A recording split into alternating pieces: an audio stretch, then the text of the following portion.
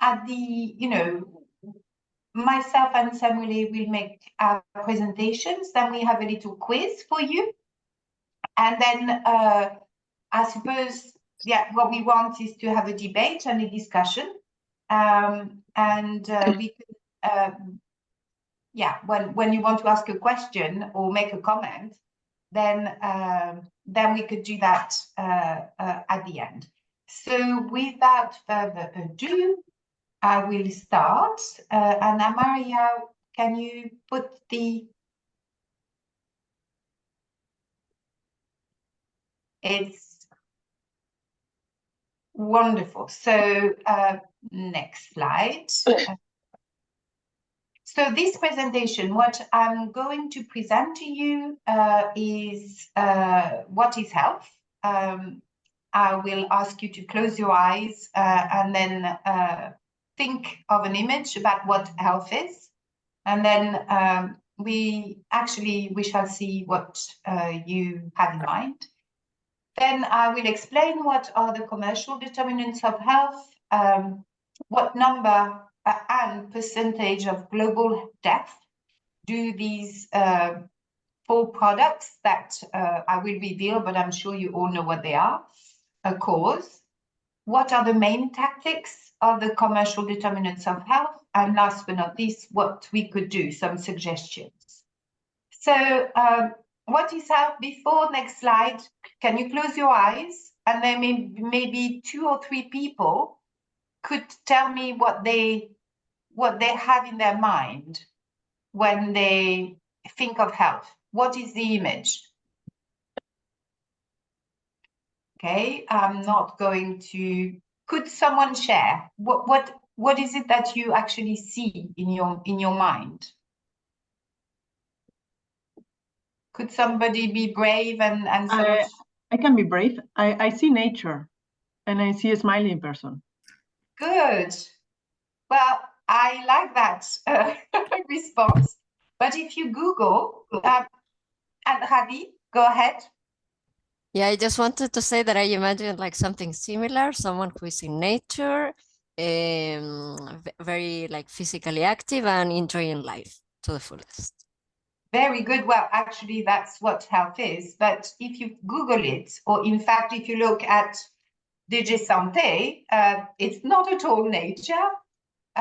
Can you go next slide? That's what health. Health is actually when our health fails. And this is what most people think when they think of health. They think not of health, but they think of healthcare.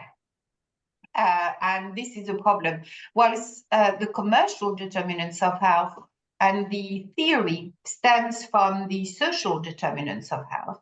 And basically, we know that health is created not in hospitals, but it is indeed created in schools, in what we eat, what we breathe, in parks, and unfortunately, these environments are not necessarily to our advantage, and this is what we're going to see.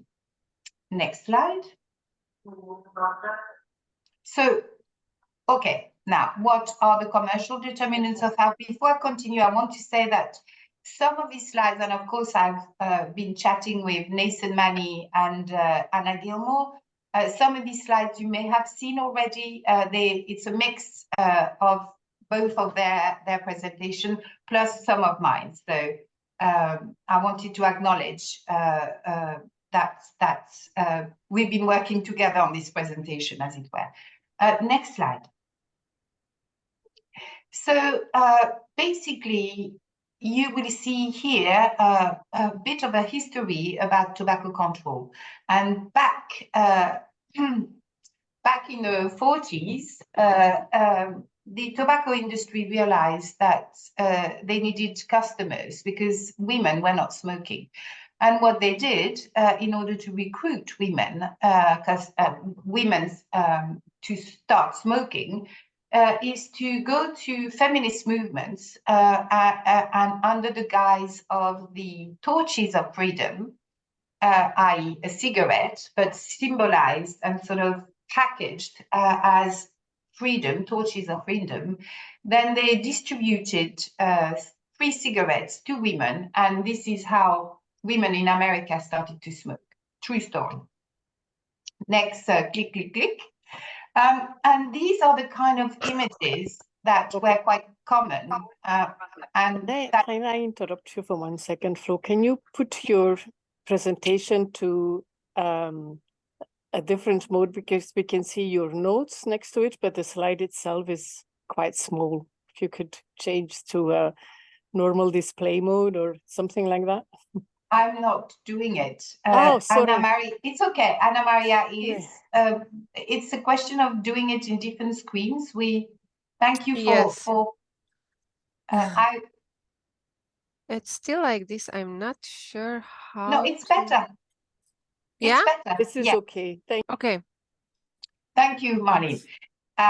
So basically, these are the kind of pictures, advertising that characterized tobacco, which to us today, because most tobacco advertising has been banned, is very shocking, but it was quite normal and quite widespread. And I personally still remember some of these advertising, even on television.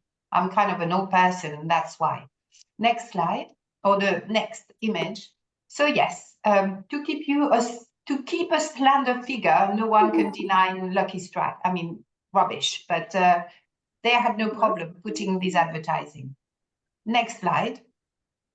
And believe in yourself, of course, from Philip Morris. I mean, the kind of framing and narrative that they used to sell tobacco was crazy. But go ahead, is that once we are not used any longer to see these advertising related, they're quite common when it comes to alcohol, and indeed even for guns. I hike alone, I bike alone, I climb alone, but with my Smith & Wesson, I'm never alone. So these are the kind of things that attract women, of course. Next slide.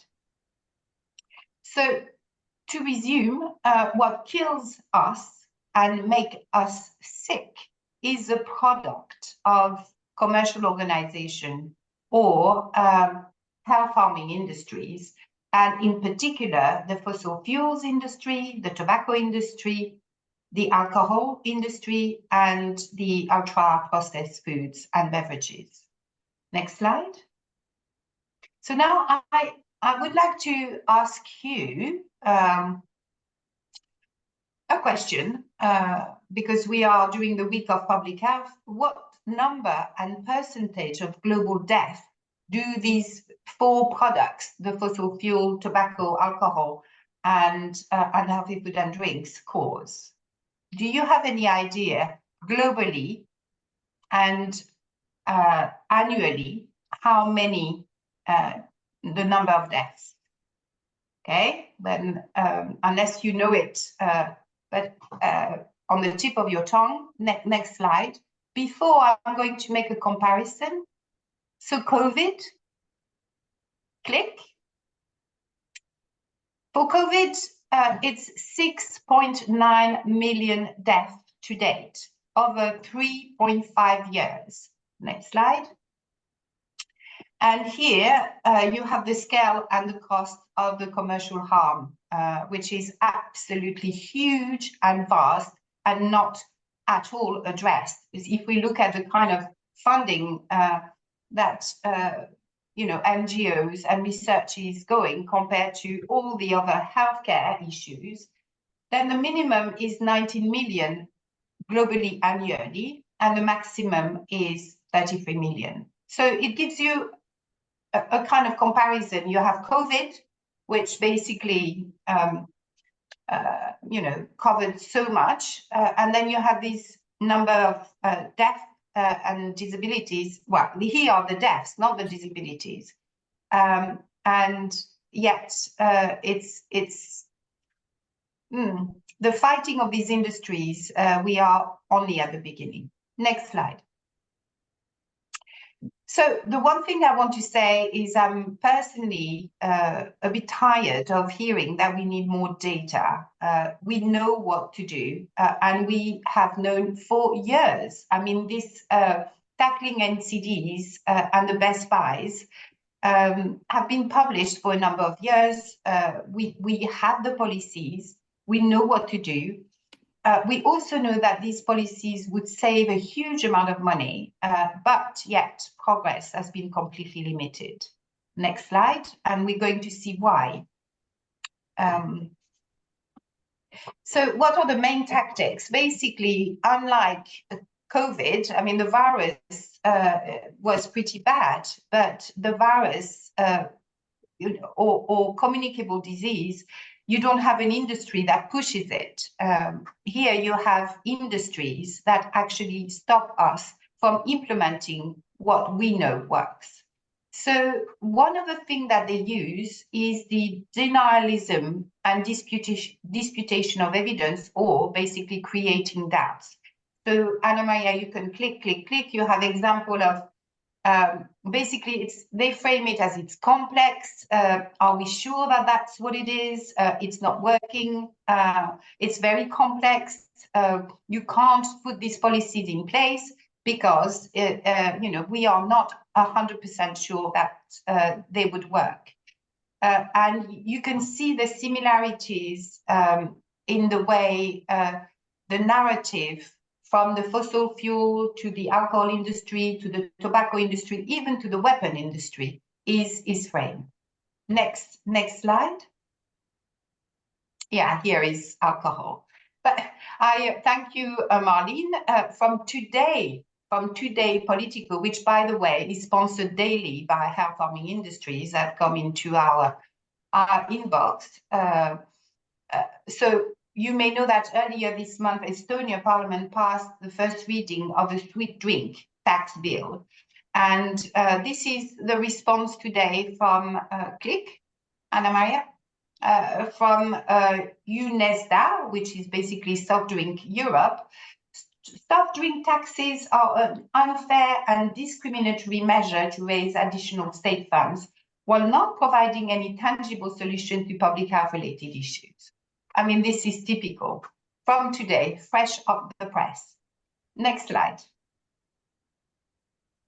So the other things that they do is that they blame the individual. We know that the solution that work are population measures that protect the entire population, not anything that is targeted at the individual. And this is what they spend their time doing, is blaming the individual and targeting campaigns at the individual, which doesn't work.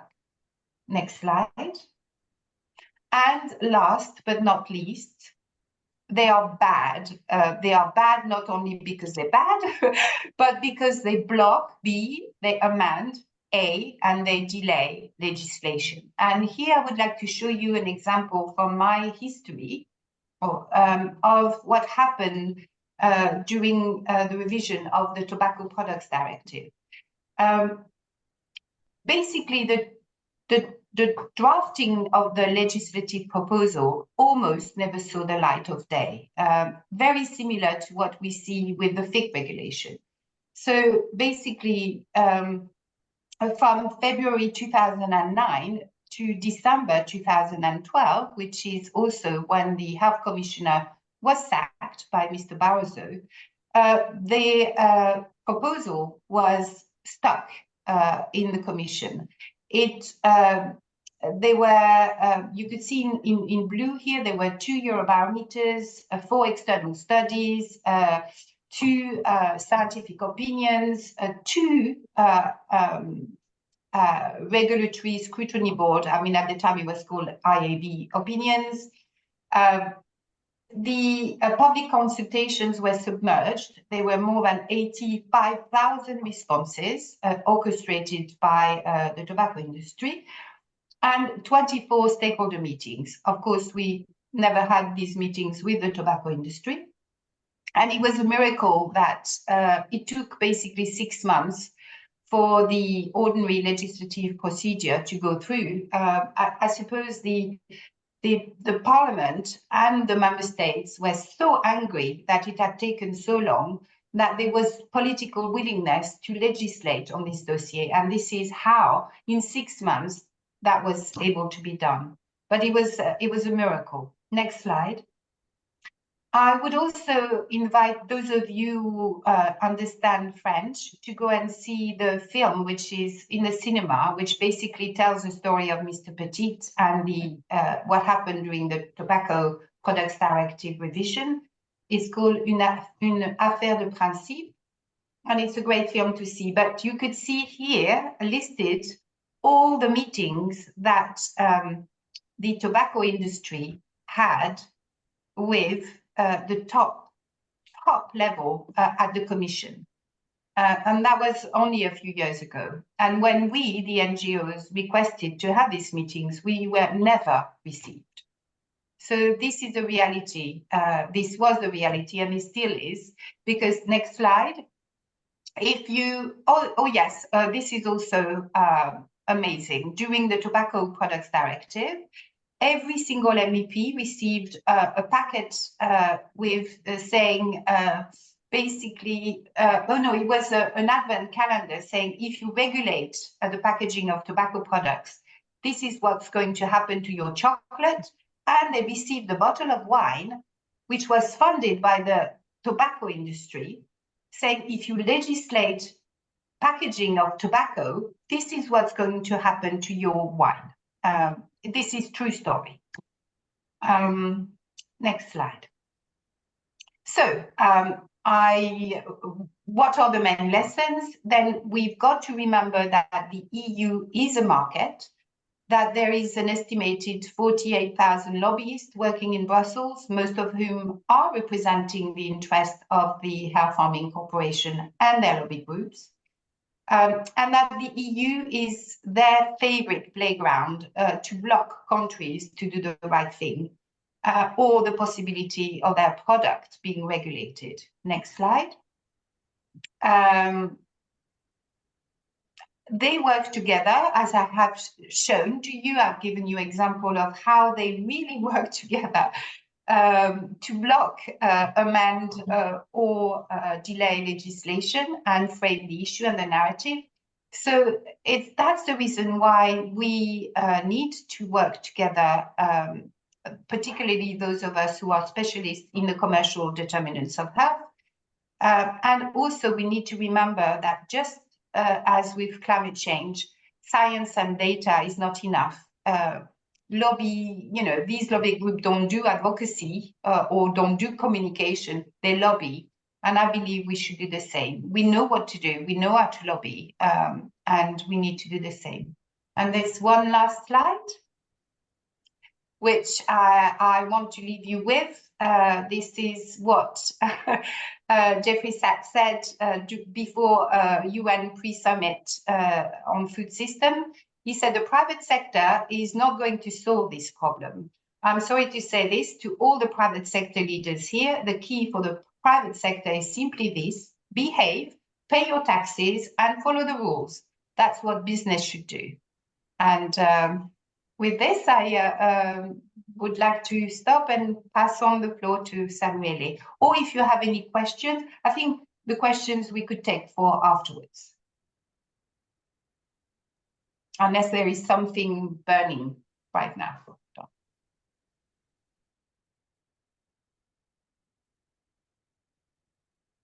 So, Anna Maria, are you checking if there is any question? Otherwise, I can start. Let me know. Yes, you can go ahead. There are no questions now. Okay.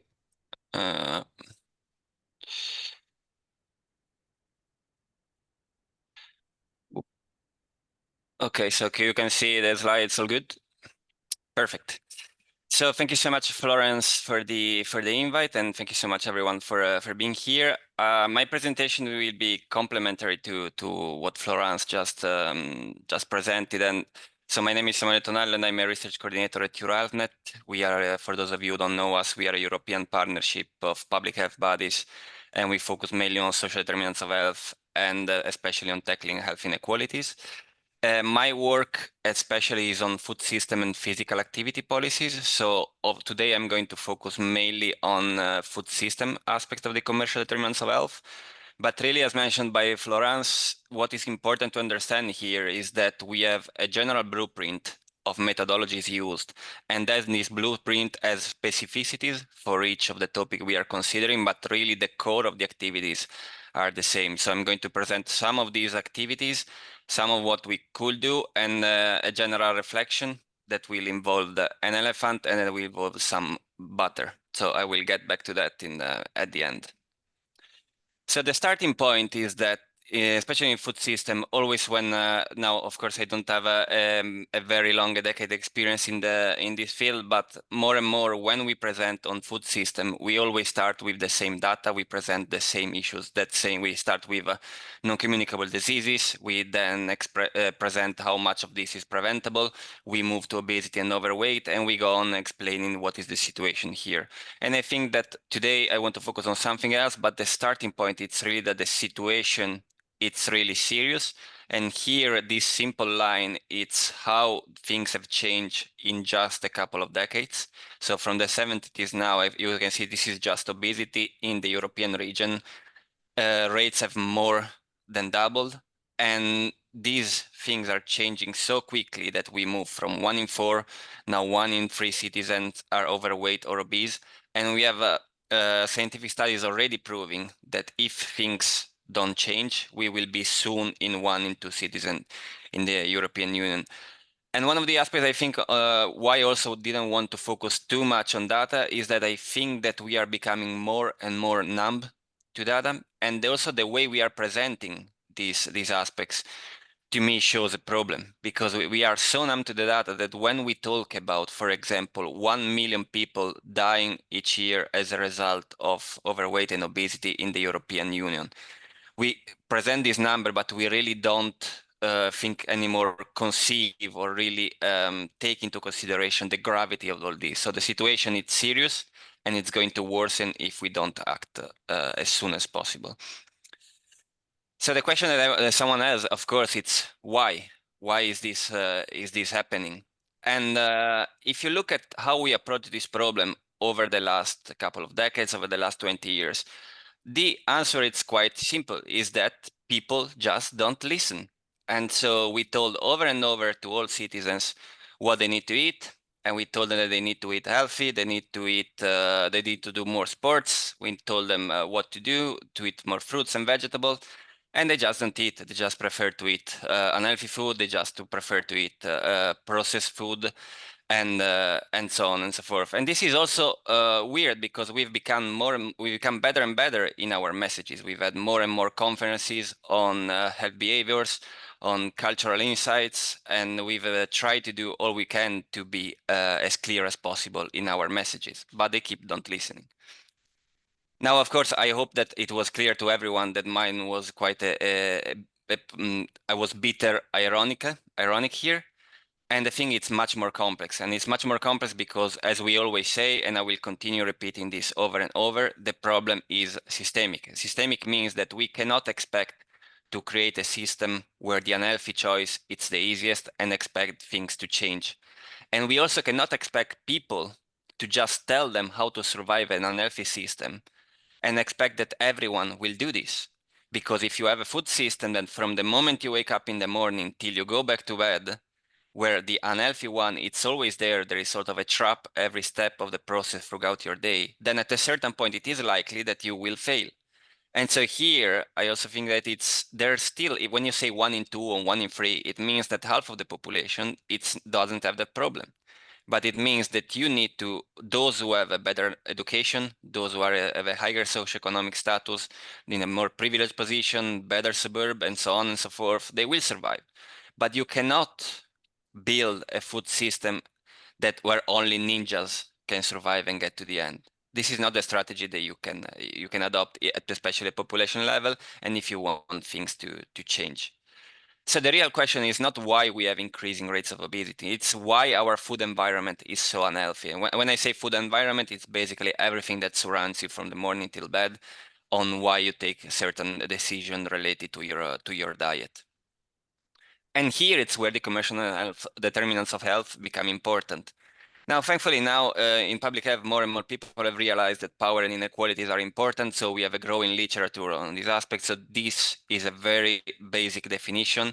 So we define commercial determinants of health as strategies and approaches used by the private sector to promote products and choices that are detrimental to health. Here, I will just change a little bit the end in saying choices that privilege profit over the people's health. But so this is the base. So basically the problem we have here that private sector affects this food environment more for the profit than for the people's health. And so how do they do this? Here again, with the increasing literature, there are many different ways to categorize the different actions. The one I'm presenting today, it's related to the article I mentioned here. There are others. To me, it's completely irrelevant if you talk about 3, 4, or 5. I don't care. The main points are there. How you categorize it, then it's another issue. What is important is that there is a political aspect, what we could call it a production or economic sphere, and then a marketing, we could call it cultural, social, all these different types of preference shaping. And so we're going a bit more in detail from the political, and these are just some, I will really need to go for each of these points, take a lot of minutes, but I'm just trying to give a general overview. So if after you have questions specific to any of these, feel free to ask. So how do these did they affect the political aspect? First one, it's framing evidence and debate. So if you frame a certain debate in a way, the solutions you propose, the narratives you use, the words you use, the concept you think will be related to that framing. Two classical examples here, how physical activity and educations are used. If you say we need more physical activity, people need to do more physical activity, this puts the responsibility on individuals. And so if they don't do it, it's the individual responsibility. Same with education. If we say we need to educate people to survive this environment, again, it's just giving them the means and it's not the system. If we talk about, for example, we need to stop marketing, citizens have to do zero about it. It's just like the system and that's the thing. Responsibility changes. Other aspect is creating evidence, and I think that over the last few years, it has become more and more problematic. And this is the fact that it was already difficult for, from the academic point of view, the research trying to explain to the public the difference between opinions, speculation, and what is real science. Now we have more and more scientific articles, quote unquote, that are basically sponsored by the industry and that are published, but to promote views favorable to the industry. A really good example here, maybe many of you know, if you don't, you can go and check it out, related to the Nutri-Score. There is this famous article published 2 years ago by 2 lobbyists where they try to show that all the articles in favor of Nutri-Score were related to Serge Berg, who is basically the leader scholar on this aspect, and that other positions were discriminated. This article was basically garbage, but it has been used more and more by lobbyists to create doubt. And this creates a lot of problems because if you have then these doubts, it was already difficult before, and now it's more and more. Then there is all the aspect of governance, production, and train. Again, this is really complicated, but basically when we talk about public health, I think it's also important to insert it in a more macro level. We are talking about how our societies are built. And so we have decades of neoliberal policies that leave a certain freedom to corporations to act in certain ways, avoid taxes, externalize costs, and so on. So it's basically they are able to serve this environment much better than the other, and this environment lets them to act in certain ways. Another very concrete is the revolving doors.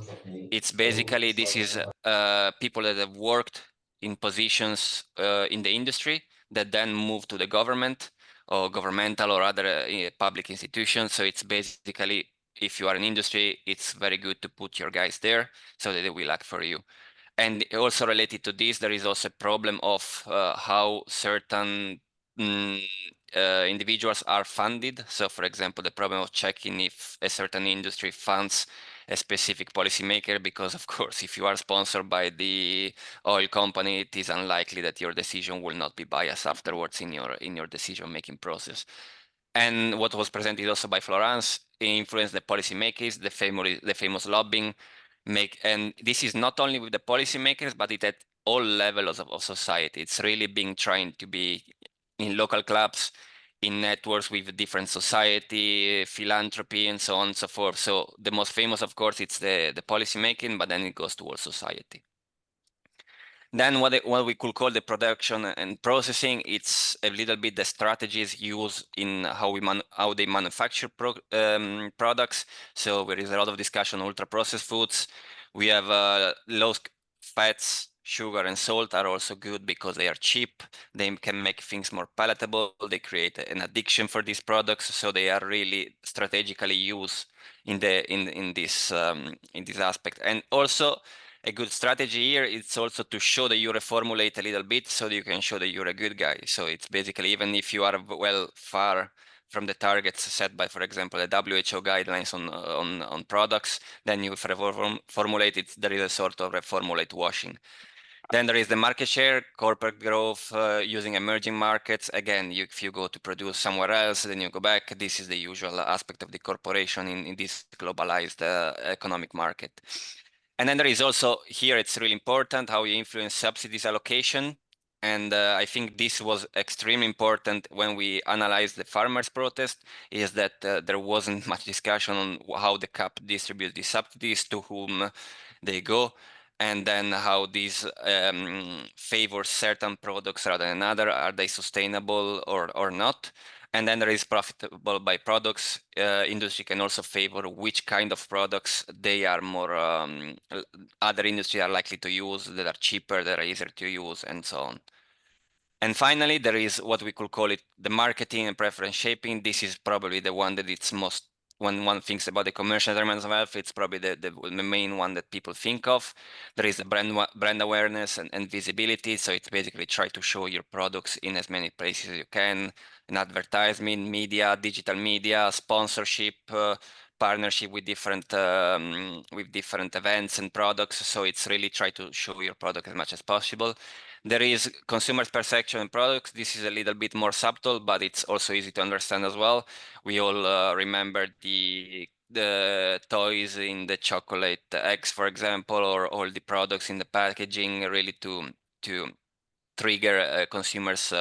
Here, there is also using strategically, for example, the added value. So, for example, a few years ago, there was this fat was seen more and more as a sort of the worst thing ever, and so all the products start putting their 0% fat, but maybe these products were not healthy because they had tons of sugar, and so it was strategically used the fat as a sort of way to then get the sugar into it. There is the brand loyalty, contract with venues, sports events, Olympics this summer. You can really focus and see what's happening there, despite many attempts to control. And also the fact that it's, even in the education system, there are also papers more and more coming out on also what the alcohol industry is doing, and even the food system. If you can, as we all know, if you can develop healthy behaviors from the beginning, then it is more likely that they will continue in the adulthood. Same if you want people to consume unhealthy products, you have the same strategy. So even schools are not safe. And then the product placement, putting ultra processed food that are easy accessible to everyone, make it cheap, buy free, get one, and so on and so forth. So these are all strategies that you can easily see in any supermarket.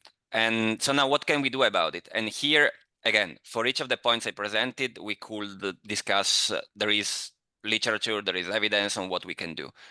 The first aspect is, of course, we need to regulate. And what is important here, I think I wrote it sufficiently times, it's mandatory regulation. So self-regulation doesn't work. We need to regulate the system, because self-regulation itself, it's a concept that I always found amusing as well. And so the marketing and promotion of unhealthy foods, it's one, but then it's really related to all the aspects. More concretely to food, we have the taxation of unhealthy products. And also very important, and I think it's neglected as well, it's subsidies. So more and more, it's important that you can make sure that everyone has the means to access a healthier diet, and not only to prevent the unhealthy one. So make it that part more and more accessible. You have the reformulation, so with salt, sugar, and fat levels. If we have a problem with how well they can serve the economic system, we need to regulate that aspect as well. So readdress all the inequalities in the economic system, prevent tax havens, make sure that they cannot exploit as easily the different fallacies in the economic system, make sure that the welfare system supports people that need, and so all these aspects of the, let's say, how the society itself is it's structured. We have the transparency, disclosure requirement, conflict of interest. So here it's, again, it's very important. And what I mentioned before, for example, about the revolving doors, you need to know who is sponsored by whom. And you also need more transparency in this process. You need disclosure requirements. You need to really make sure that those in government, those in decisional positions are as safe as possible from the influence of the industry. Of course, I'm oversimplifying, almost being naive here. And then from the lobbyist perspective, it's something that there is unequal access to institutions between the lobbyists and the civil society organization. We can discuss more later, but it's extremely important because it is a little bit as if we are not playing an equal game. So industries have more lobbyists. They can get to the institution more often. They have more power there. They are always there. We cannot have meetings without them. And so this creates all an unequal situation. And so how we can address that, and I promised before that we would have talked about an elephant, is that I wanted to start a little bit or trigger maybe the discussion afterwards because I think that there is a big elephant in the room that we need to address before we get to these parts here. There is this big elephant in the room that we need to address. And again, I'm oversimplifying a little bit, but I think that my point will get quite easily. So taking just one corporation, you can see here, this is the Coca-Cola profits over the last 3 years. And so you can see from just 3 years, the profits from the previous years. So each year, the goal is to maximize the profit. And so the question here is, and it's, of course, it's rhetoric, it's what are Coca-Cola plans for 2024 and what are shareholder expectations for each quarterly report? And this question, to me, it's extremely important to get to the bottom. And so I had a good example in Italian, but it wasn't very politically correct. So I took the one from our cousins. I think that many of you know speak French, but it's basically here there is the saying that you cannot have butter and the money for the butter itself. So either you have one or the other. And here in this example, I think it's very important because if you take the profits of these companies and the goal is to maximize profits as much as possible.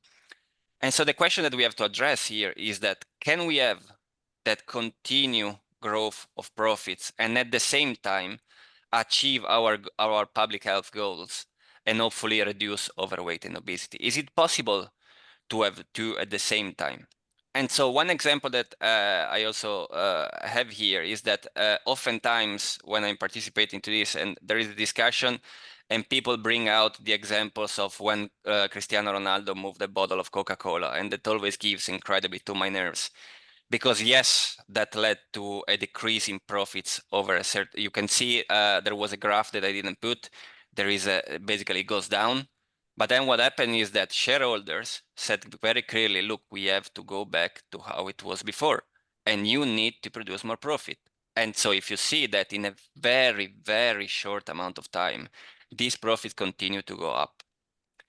And so basically for me, and this is the point, is that there cannot be, and this is my response to the question that I will pose after, there cannot be a system where we continue with this profit, this is growth, and we achieve our public health goals.